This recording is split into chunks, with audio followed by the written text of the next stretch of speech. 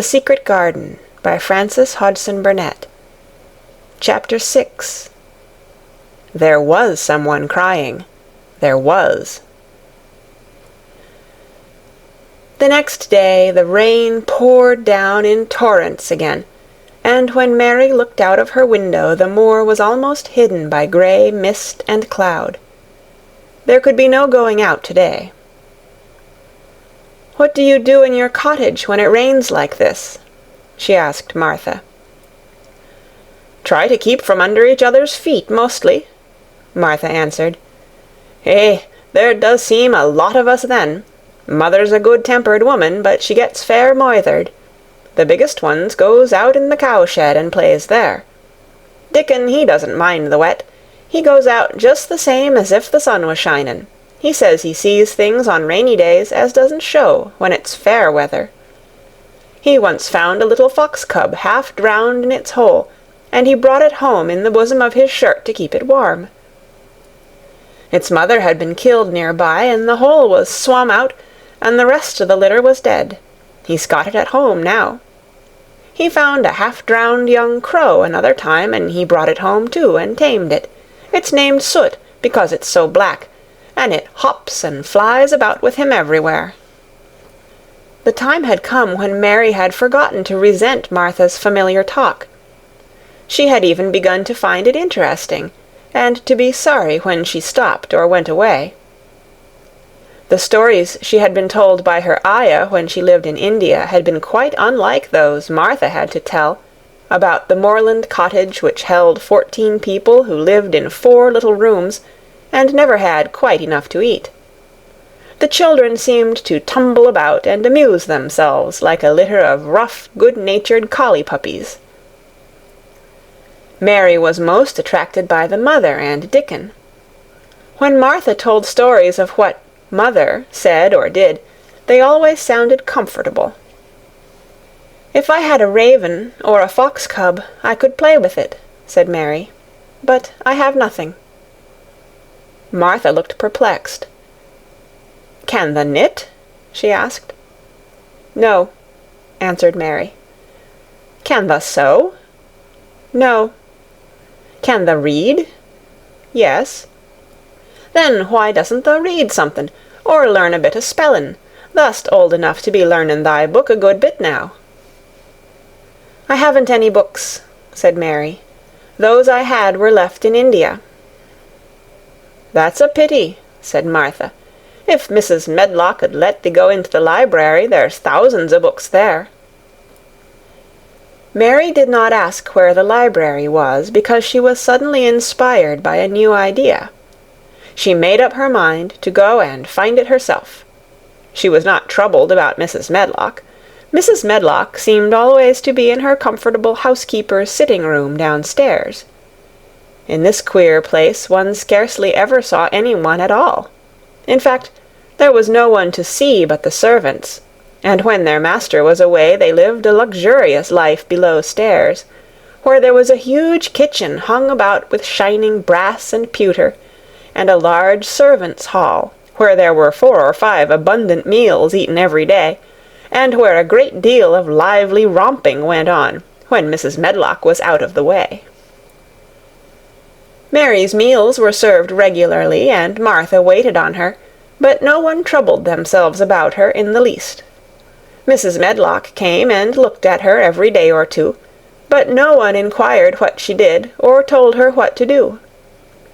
She supposed that perhaps this was the English way of treating children. In India she had always been attended by her ayah, who had followed her about and waited on her, hand and foot. She had often been tired of her company. Now she was followed by nobody, and was learning to dress herself, because Martha looked as though she thought she was silly and stupid when she wanted to have things handed to her and put on. "Hasn't thou got good sense?" she said once, when Mary had stood waiting for her to put on her gloves for her. "Our Susan Ann is twice as sharp as thee, and she's only 4-year-old. Sometimes thou looks fair soft in the head." Mary had worn her contrary scowl for an hour after that, but it made her think several entirely new things. She stood at the window for about 10 minutes this morning after Martha had swept up the hearth for the last time and gone downstairs. She was thinking over the new idea which had come to her when she heard of the library. She did not care very much about the library itself, because she had read very few books, but to hear of it brought back to her mind the 100 rooms with closed doors. She wondered if they were all really locked, and what she would find if she could get into any of them. Were there 100 really? Why shouldn't she go and see how many doors she could count? It would be something to do on this morning when she could not go out. She had never been taught to ask permission to do things, and she knew nothing at all about authority, so she would not have thought it necessary to ask Mrs. Medlock if she might walk about the house, even if she had seen her. She opened the door of the room and went into the corridor, and then she began her wanderings. It was a long corridor, and it branched into other corridors, and it led her up short flights of steps which mounted to others again. There were doors and doors, and there were pictures on the walls. Sometimes they were pictures of dark, curious landscapes, but oftenest they were portraits of men and women in queer, grand costumes made of satin and velvet. She found herself in one long gallery whose walls were covered with these portraits. She had never thought there could be so many in any house. She walked slowly down this place and stared at the faces, which also seemed to stare at her. She felt as if they were wondering what a little girl from India was doing in their house. Some were pictures of children, little girls in thick satin frocks, which reached to their feet and stood out about them, and boys with puffed sleeves and lace collars and long hair, or with big ruffs around their necks. She always stopped to look at the children and wonder what their names were, and where they had gone, and why they wore such odd clothes. There was a stiff, plain little girl, rather like herself. She wore a green brocade dress and held a green parrot on her finger. Her eyes had a sharp, curious look. "Where do you live now?" said Mary aloud to her. "I wish you were here." Surely no other little girl ever spent such a queer morning. It seemed as if there was no one in all the huge rambling house but her own small self, wandering about upstairs and down, through narrow passages and wide ones, where it seemed to her that no one but herself had ever walked. Since so many rooms had been built, people must have lived in them, but it all seemed so empty that she could not quite believe it true.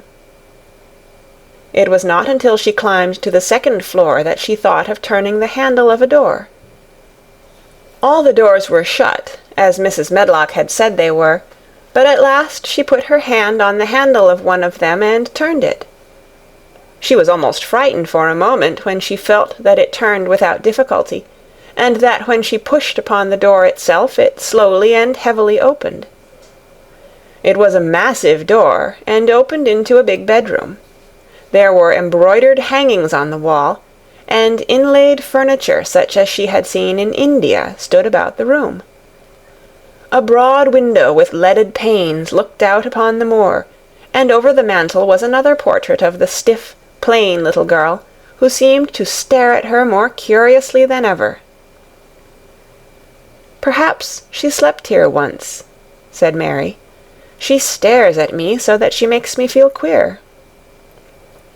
After that she opened more doors and more.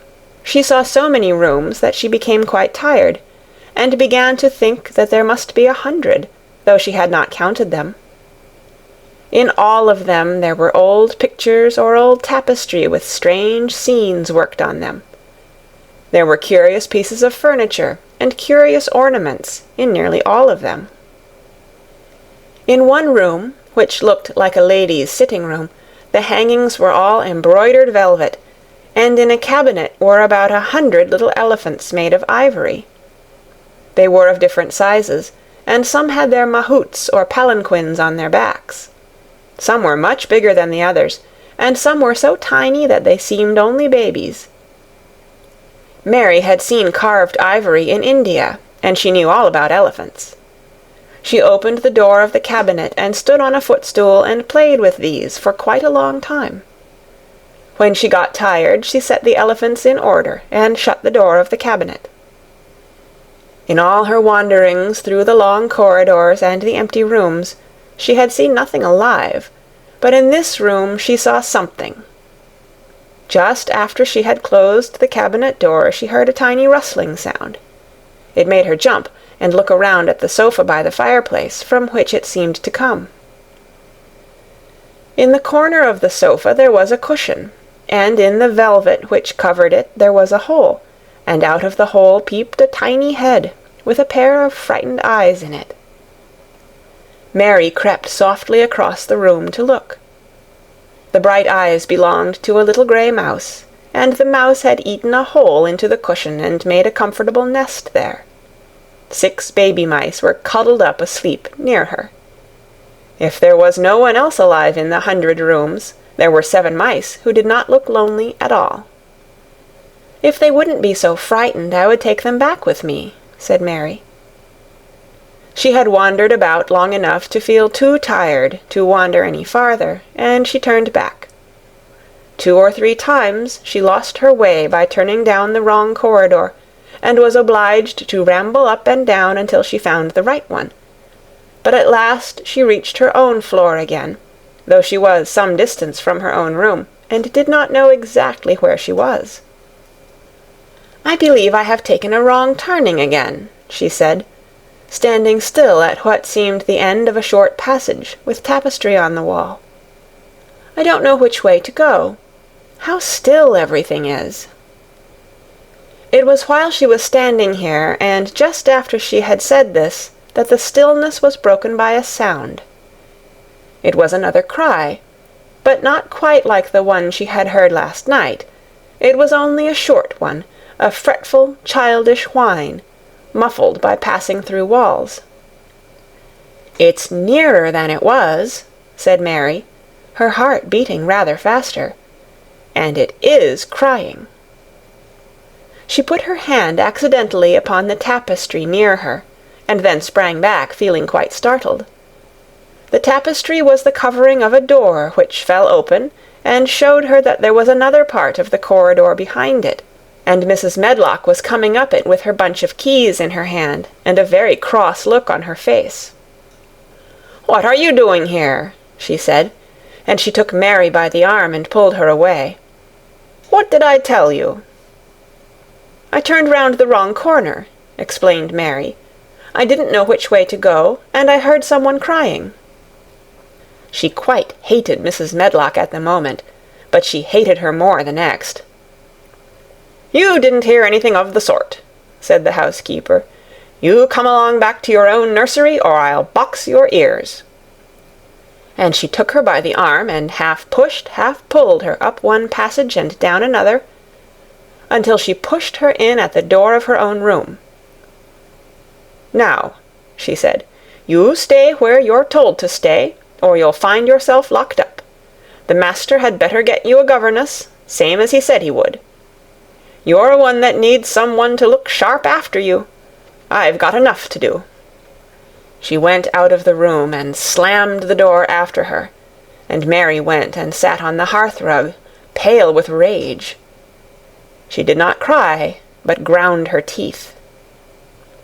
"There was someone crying, there was, she said to herself. She had heard it twice now, and sometime she would find out. She had found out a great deal this morning. She felt as if she had been on a long journey, and at any rate she had had something to amuse her all the time, and she had played with the ivory elephants, and had seen the grey mouse and its babies in their nest in the velvet cushion. End of Chapter 6. Read by Kara Schallenberg on January 18th, 2006, in Oceanside, California.